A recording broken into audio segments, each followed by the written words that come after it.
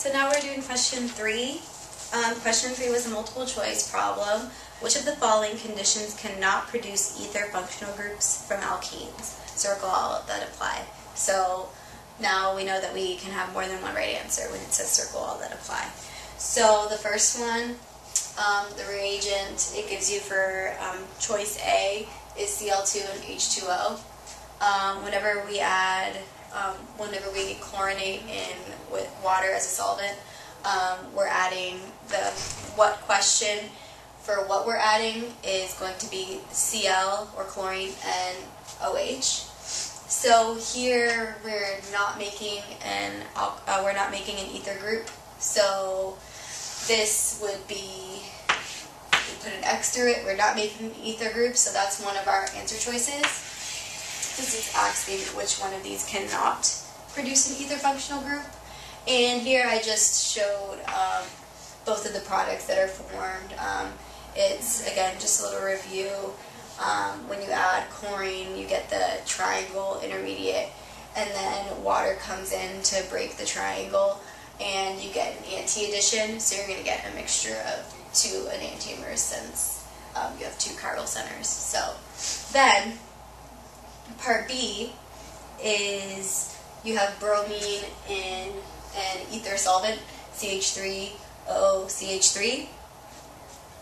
This could have thrown people off. People could have thought that this was actually methanol, CH3OH. Ether is actually an inert solvent, so here you won't be adding an OCH3 to the double bond. You're just adding bromines to it. So in this case, you're also not making an ether functional group, so that's also an answer choice. So if that was confusing, you could have, like in this example underneath here, you could have CH3OH as your solvent. Then you would be forming an ether functional group because when it adds in and you deprotonate, you get OCH3 added. So in this bottom one right here, part C, it says, or choice C, it says HgOAC2 and CH3OH. So here when you add this is oxymerc. Well, actually it's only one step of oxymerc, oxymercuration, demercuration.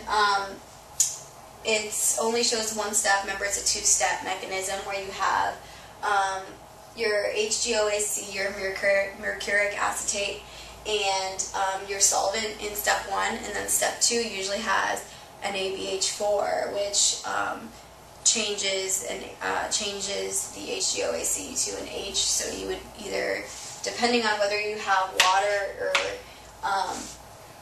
an alcohol as your solvent, you'll either be adding an OH or an OR. So in this case, you're adding an OR, thus you're making an ether because you have O in between two carbons. So in this case, you are making an ether functional group. Here, it doesn't really matter that he didn't give you step 2 because you're still making an ether either way. And in this case, you also get an enantiomer. I didn't draw it out because I didn't have room.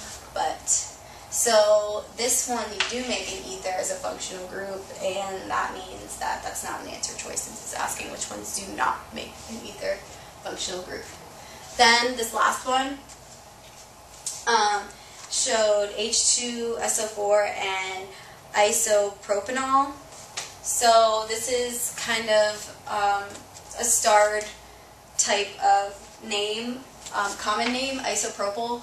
So isopropyl is the Y-looking carbon functional group, well, common name for a substituent, and it's isopropanol, so we know it's an alcohol, so we're supposed to come up with that structure on our own.